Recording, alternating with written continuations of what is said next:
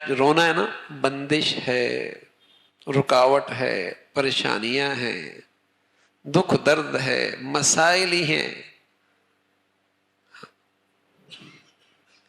اس لیے کہ آج زندگیاں ان مسنون اعمال سے خالی ہو گئی. نہ صرف یہ کہ خالی ہو گئی، ان کی اہمیت بھی نہیں رہی. یار اس سے کیا ہوتا ہے؟ نہ یہ کہ یہ چیزیں زندگی سے نکلی، ان کی اہمیت کا احساس بھی نکلا.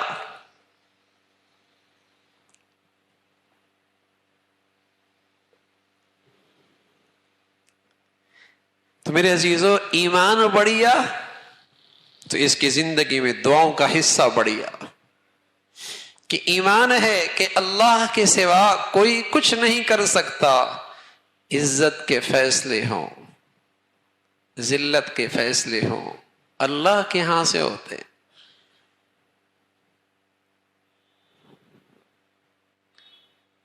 میرے مسئلے کا حل اللہ نہ چاہے تو کون کر سکتا حل؟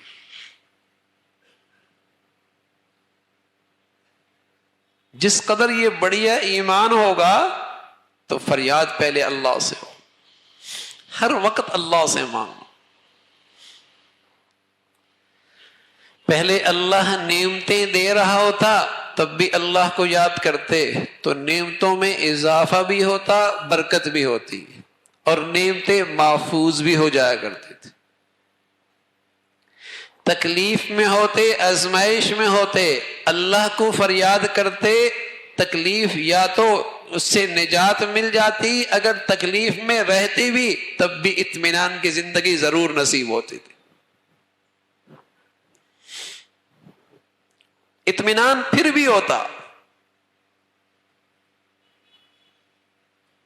جب یہ دعا کر لی نا اور یقین ہو گیا کہ اللہ نے اسے قبول کر لیا ہے، تو ایسا ہی ہے کہ تکلیف کی حالت کے اندر بھی آدمی مطمئن رہتا ہے کہ اس سے جو چیز ملی ہے اس مصیبت کی گھڑی میں، وہ اس مصیبت سے بھی بڑھیا چیز ہے. جیسے دکاندار ہیرے رکھی ہوئی ہیں، اس نے ہیرے، اور ایک صاحب آئے اور ہیرا لیا اور اس کے بدلے میں ڈالر دے دیے. اب ہیرا تو اب بھی اس کی دکان سے چلا گیا. دوسرا صاحب آئے، کچھ دکھا کر ہیرا اٹھا کے لے گئے، ہیرا تو یہ بھی لے کر گئے.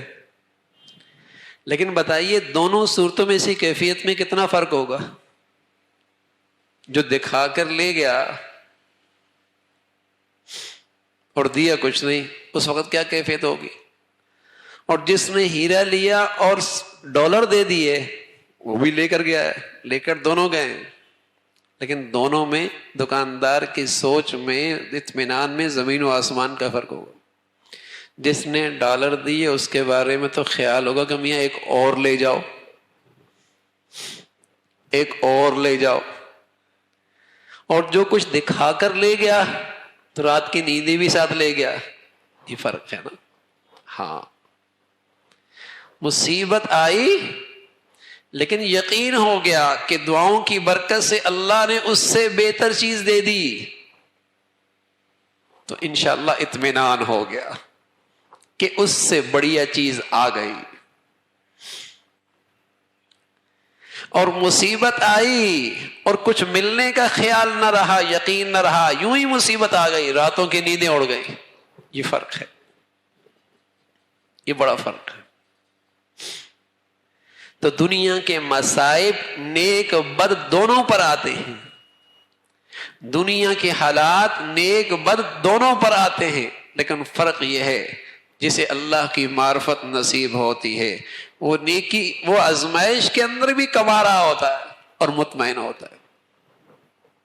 جو نیک آدمی ہوتا ہے وہ مصیبت اور آزمائش کے اندر بھی کمائی کر رہا ہوتا ہے اور مطمئن ہوتا ہے. ام سلمہ رضی اللہ تعالی عنہ حضور علیہ الصلوۃ والسلام سے سن رکھا تھا، آدمی کسی مصیبت میں آ جائے اور اللہ سے دعا کر لے، اللہ اس مصیبت میں مجھے اس سے بہتر چیز عطا فرما دے. یہ سن رکھا تھا. شوہر کا انتقال ہو گیا. شوہر کا انتقال ہو گیا ابو سلمہ کا. ام سلمہ کہنے لگی میں نے اللہ کے نبی صلی اللہ علیہ وسلم کی یہ دعا سن رکھی تھی کہ مصیبت گھڑی میں کیا دعا کرنی چاہیے کہ اللہ مجھے اس سے بہتر چیز عطا فرما دے. لیکن خیال پھر آتا کہ ابو سلمہ سے بہتر چیز مجھے کیا ملے گی؟ شوہر ہی چلا گیا اور وہ بھی ابو سلمہ جیسا شوہر، اب مجھے بہتر چیز کیا ملے گی؟ لیکن اپنے نبی کی بات پہ یقین بھی تھا، دعا مانگتی رہی. لیکن پھر وسوسہ بھی آتا، ابو سلمہ سے بہتر کون ملے گا؟ فرمایا کچھ ہی دن گزرے کہ حضور علیہ الصلوۃ والسلام کی طرف سے نکاح کا پیغام آ گیا.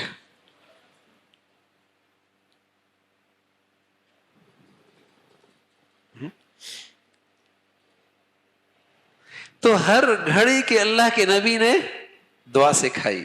اس وقت کیا مانگنا ہے؟ تو مصیبت کی گھڑی میں، آزمائش کی گھڑی میں اگر دعا کی دولت مل گئی تو کچھ نہیں گیا، بڑھیا دولت آ گئی.